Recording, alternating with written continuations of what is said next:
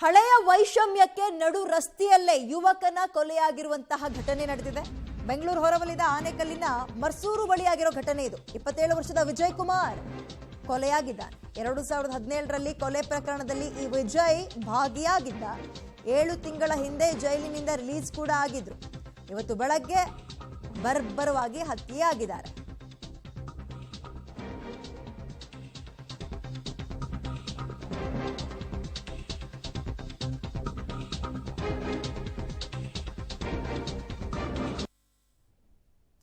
ದೃಶ್ಯಾವಳಿಯಲ್ಲಿ ಗಮನಿಸ್ತಾ ಇದ್ದೀರಿ. ಈತನೇ 27 ವರ್ಷದ ವಿಜಯ್ ಕುಮಾರ್ ಅಂತ. ಈತ 2017ನೇ ಇಸ್ವಿಯಲ್ಲಿ ಒಂದು ಕೊಲೆ ಪ್ರಕರಣದಲ್ಲಿ ಭಾಗಿಯಾಗಿ ಜೈಲು ಪಾಲಾಗಿದ್ದ. ಇತ್ತೀಚೆಗಷ್ಟೇ ರಿಲೀಸ್ ಕೂಡ ಆಗಿತ್ತು, ಒಂದು 7 ತಿಂಗಳಾಗಿತ್ತು.